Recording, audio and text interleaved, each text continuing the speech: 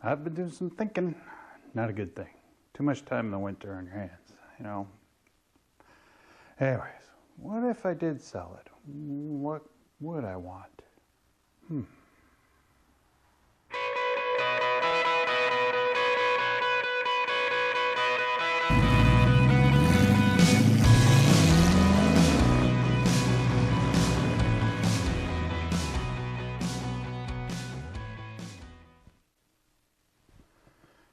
So the thought that's been crossing my mind lately is, if I did sell it, what could replace it? Part of this goes back to I had that 540 I had, the BMW 540. When I bought that car, I finally I got to the point where if I bought a car that I enjoyed being in every day and daily driving, that was the way to go, because every day you hop in the car, you get a reminder, hey, this is what you've achieved, away you go, and you have a great day, you use your daily driver, you get the reminder all the time. And that's why I kept that car for 12 years, put 500,000 kilometers on it, and did some work to it to make it my own. So the only issue with having this car is I can't drive it every day, although I have thought about it. It's just too hard, the blind spots and mechanics of it. Yeah, it's going to break down. I'm going to have more to fix on it. Woo, that'd be fun. I don't mind that part. But it can be stressful. It can be a lot of fun. It's attention getting, so everything you have to do, if you're in a tight timeline to get somewhere, ain't going to happen, because something along the way is either going to happen, or people are going to see it, or you're not going to be able to merge over in a lane just because people are around the car. But if I was going to sell this one to get something more like that, what would it be? Or could I get two cars that could do the same thing as this? That's what I was thinking. Right now, the top of my list is a Gallardo. If I bought a used Gallardo, winter drove it, wouldn't feel too bad about winter driving it, although my son ridicules me for even thinking this. I would think that four-wheel drive, I'd probably convert it to rear-wheel drive, just put nose on in the winter, and there's many guys out there on YouTube, as you know, that are doing just that. But I put 40,000 kilometers a year in a car. That's a lot. Maybe an R8.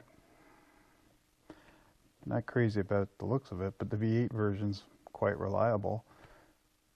Doesn't have that V10 sound though. There's some others. I was thinking, all these years of sports cars do weigh a bit on you, and I've always had a thing for older Bentleys. Don't know what it is, but that cruisy, lush feeling when you get in and floating around, that'd be great for a little while, I think, but wouldn't last, so I'd need a sports car. So what do I get? I got the Camaro now. The Camaro is supposed to be doing exactly what I'm talking about for the Lambo here, so that'd be a hard mix, to figure out, and that's why I've got a few of these ideas. I've had a thing for certain cars, the 80s too. 88 seems to be my ear. This just a fluke. When I was looking for a model, it was any of the 80s styles, with the skirts, without the skirts, it didn't matter. 88 just happened to be what came around in my time when I was ready. So white was fine too. I like the red with the gold rims. Guys are doing those now, and I like that look too. But anyways, some of the cars of the 80s, that's what I really like. Honda NSX, that'd be a great car. Not enough power though. Could do some things to make it powerful. The other car I have a fondness for is the BMW 850. The V12. Everybody says you should own a V12 in your life. That'd be a cool one. And some of the other luxury cars, those Land Rovers, some of the new SUV Land Rovers, pretty cool. So maybe one of those in a winter, or a backup car. I don't mind doing the mechanics thing. So the problem is I don't like doing the mechanics things that it has to be ready first thing Monday morning to get me to work. If I got alternatives, I'm cool with it.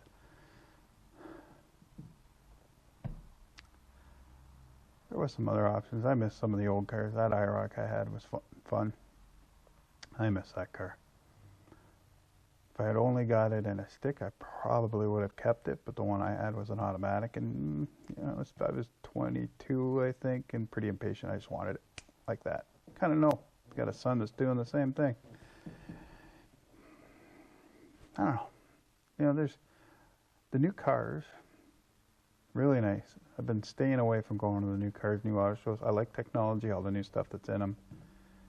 And the power is unbelievable now where they're coming out. New Hellcat, wicked car. But I'm not sure longevity-wise it would do it for me every day. You know, like the BMW did. Is there another car out there that I'll be able to own for 12 years? Gallardo, I think, is maybe one of those. But I'm not sure it'll last 12 years. Driving the way I do as a daily creates some dilemmas. What about something like this? Not a real one, a replica. You know, most of these kits are done on a Fiero, stretched Fiero, which is better for, you know, if I had to take it somewhere to get fixed, there's options there. If I can't do it myself, what have you. The other thing is it's a bit anemic with the powertrain, but I could do some swaps with that and maybe get some more power with it. That'd be an interesting combination.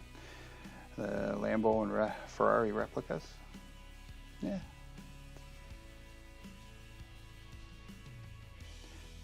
The reality is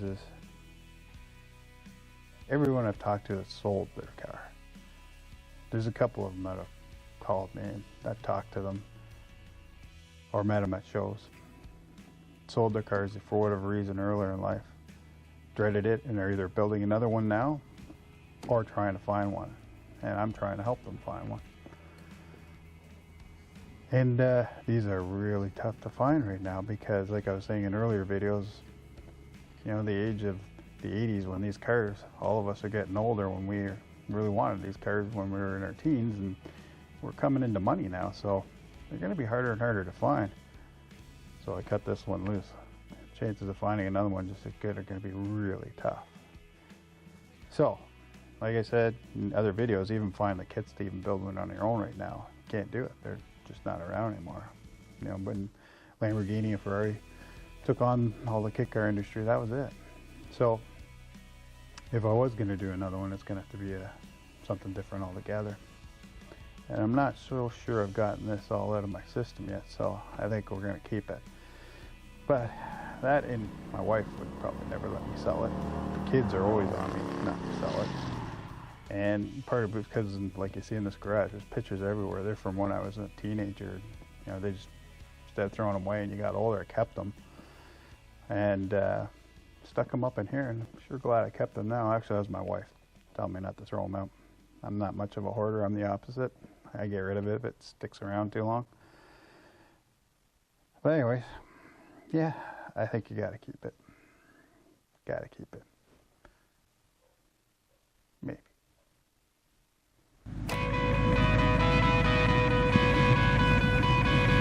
See ya.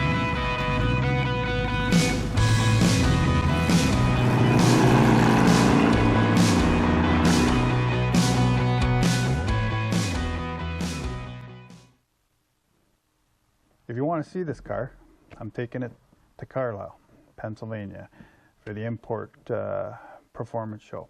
It's May 19th to 21st, I believe.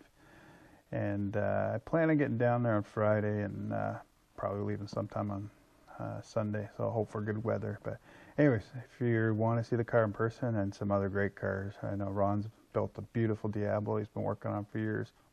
Great car, and he's just finished it, and he's going to be taking it.